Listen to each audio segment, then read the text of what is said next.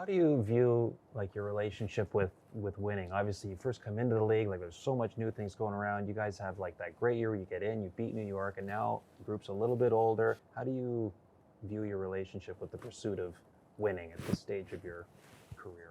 I can't sit here and be like, before day one of training camp, tell you like what we're going to be. But I think that with where like our top guys are, Luke going into his third year, myself in my seventh year, Nico and Brad are going into their ninth years. I think that it's time for our group to take a serious step and, hopefully become contenders. Well, Jack, it looked like you had an awesome summer. Give us kind of a highlight reel. What were some of the bigger outings for you?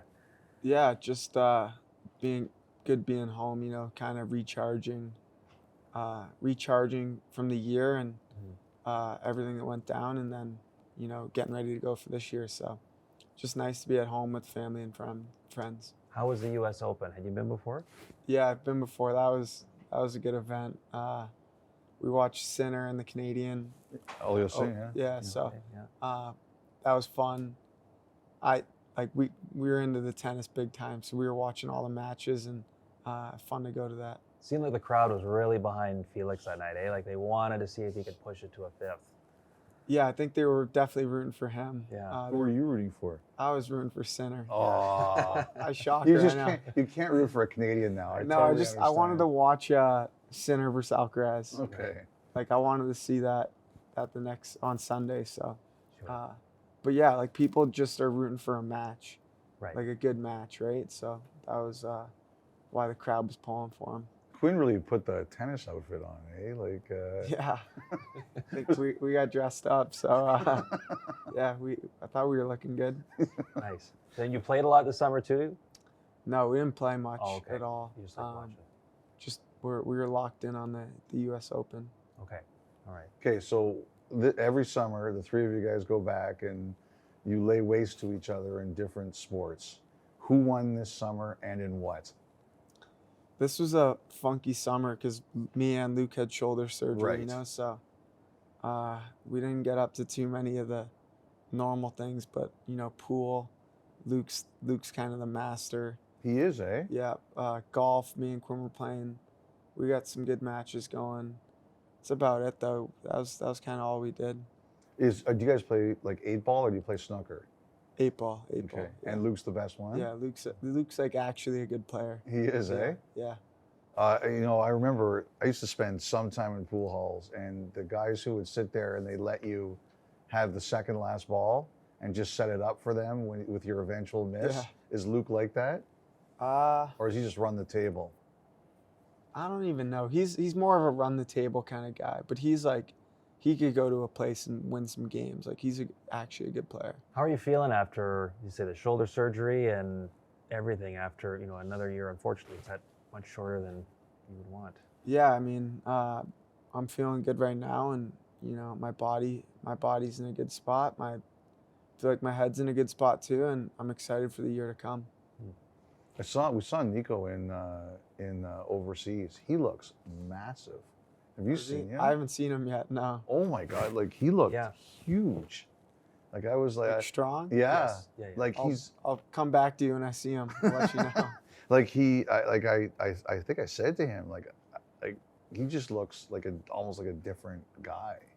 So I'm really excited to see what you guys do together. Yeah, I think that I don't know if he. I haven't seen him yet, but I know like if you looked him up last year on NHL, like the NHL app, it had him at like 175 pounds. Mm-hmm. But Nico's like he's like close to 200 pounds, so like it doesn't matter, but optically, when you're looking like playoffs, you're looking at sizes of some guys, and then you see like Nico, 175. Like Nico's a big, strong guy. He like lugs a lot of hard minutes too, and like he's in really good hockey shape. Just the minutes he plays and the type of minutes he plays. Okay, you look good. Yeah.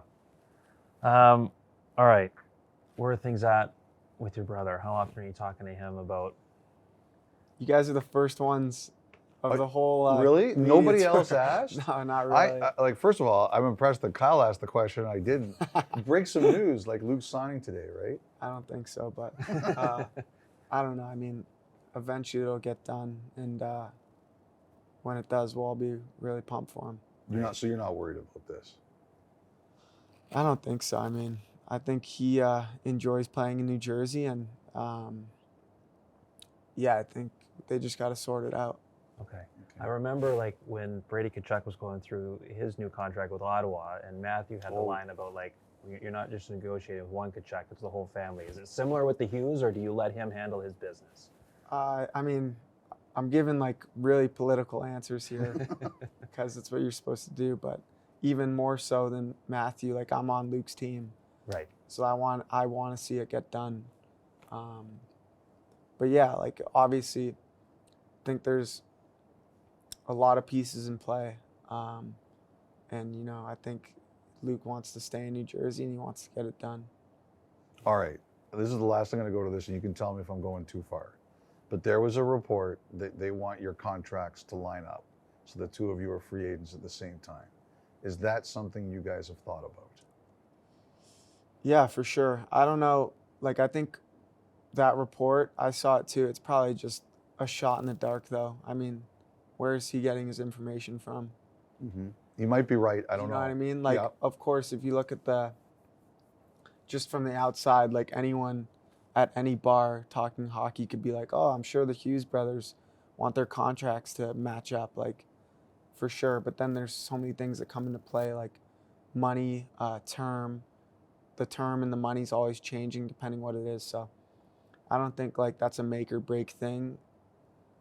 I think Luke's his own guy, and I want Luke to set himself up for the rest of his life. And if he gets a great 8-year deal, then awesome. And if it's like a 3-year deal, then it is what it is. But I don't think that's like a game changer for us. Okay. All right. And then there's Quinn, and Quinn is already off to a great start with the fun stuff going on in Vancouver. Some great videos about him at the golf tournament. Just how much, like, there was the Canucks themselves that put it out there. What was your reaction to that, and do you guys talk about it much? I mean, yeah, I think everyone was a little surprised when like Rutherford came out and said what he said, right? But he's probably like a pretty, I don't know him much, but he's probably a pretty, like, I would assume a straight shooter. Yes. And yeah, like at the end of the day, he's either going to stay or he's going to go. That's how everyone is. And I know he's had a lot of great years in Vancouver, and he still likes it there and wants to have a big year there. I mean, that's his number one focus, is to, you know, lead Vancouver back to the playoffs. That's where his mindset's at. So I'm sure you have him on the podcast in a couple hours, but yeah, I thought it was just funny because when was that, in June? Yeah. Yeah, in like the middle of June, everyone's in a media, like a frenzy, just talking about like Quinn Hughes, and like Quinn's on the golf course, you know, like not doing anything. So just funny how it all works out. You know, one of the things I really like about the three of you is that you're all different in your own ways. And you've always kind of been the one who's the most comfortable with all of this. And Quinn, he's good at it, but he doesn't seem to like it as much. So I can imagine you kind of laughing at all of this and Quinn saying, oh my God, I can't believe all of this is out there. I don't know. I mean, I'm the guy on the 8-year deal, you know? Like, I'm just like, whatever, for the next bunch of years. But Quinn's not the one making any noise. You know, Quinn's, like I said, Quinn has one focus, and that's go to Vancouver, play elite hockey, and try to lead them to the playoffs. And obviously Luke has no contract, so I'm kind of the guy, like, not much headlines going on, which is a good thing. How do you feel about your group? Yeah, I think I like our group. You know, I think our core pieces are, like, I think we have a good core, and they've been there, and we've been the young group that needs to take a step, and now we're like all at a good age where it's time to, you know, really start to compete and be a, like, the expectation is playoffs, and then we look past that. And yeah, I think we added some really good pieces this year, and I'm excited to get to New Jersey and see how our group looks. I remember a couple of years ago, 99 points, great year, but you were saying, man, I would have loved 100, like just the competitor in you. Is that still somewhere off in the distance in your mind of like one day would love to still be 100-point No, player? it's not even somewhere like in the distance. Like I think like yeah, of course you want to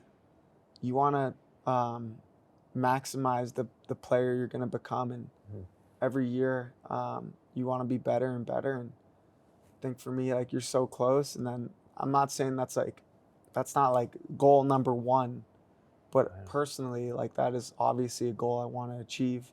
A lot of great players have done it, and I want to be one of those great players too. And that's definitely something. And I think I think if I just stay healthy and I'll be able to accomplish some really good things. I wanted to ask about Sheldon Keefe. One of the things I heard last year during the season was that his intensity was kind of off the charts compared to what a lot of people in New Jersey were used to. And then Tom did an interview at the end of the year where he kind of admitted that. What was it like? Yeah, I think that he's definitely intense, definitely like he pushes buttons, but at the end of the day, like we play hockey. Like one of the things I always say is there's not really a HR department in the locker room, it's just like you pick what you do. This is our living. It's a little different than going to work a 9 to 5. So Well, I gotta say, on our set with BX around, there's not much of an HR department either, I have to say. I mean, listen, he's a really intense guy, and he shows it. But I think we're all pushing the same way, and we're pulling the rope, and we all want to accomplish the same things. What was your best exchange with him last year? Like the one you look back at and say, I don't know. I don't know, but I think we're in a good spot, and it should be good this year. How do you view like your relationship with winning? Obviously, you first come into the league, like there's so much new things going around. You guys have like that great year where you get in, you beat New York, and now the group's a little bit older. You say you're in the middle of an 8-year deal now. Like that's not something necessarily on your mind. How do you view your relationship with the pursuit of winning at this stage of your career? It's hard to say because you don't want to just like talk to talk. I think you don't know how hard it is to win until you won. And I think that there's definitely teams ahead of us that are, more ready to win than we are right now. But I think we have a really good team, and we got to come into camp and, we got to get to work fast. And the expectation should be obviously playoffs, but going deep in the playoffs and then seeing what we can do. So I can't sit here and be like, before day one of training camp, tell you like what we're going to be. But I think that with where like our top guys are, Luke going into his 3rd year, myself in my 7th year, Nico and Brad are going into their 9th years. I think that it's time for our group to take a serious step and, hopefully become contenders. It's crazy to hear him say 7. I know, Seven's geez, crazy, now I'm yeah. really feeling old. But 4 Nations last year, what was the biggest thing you learned around that group of guys? Don't know if I like the biggest thing I learned, but my biggest takeaway would just be like that was just really, really fun hockey, because I feel like you guys obviously saw the brand of hockey. The brand of hockey was unbelievable, like especially those Canada-US games.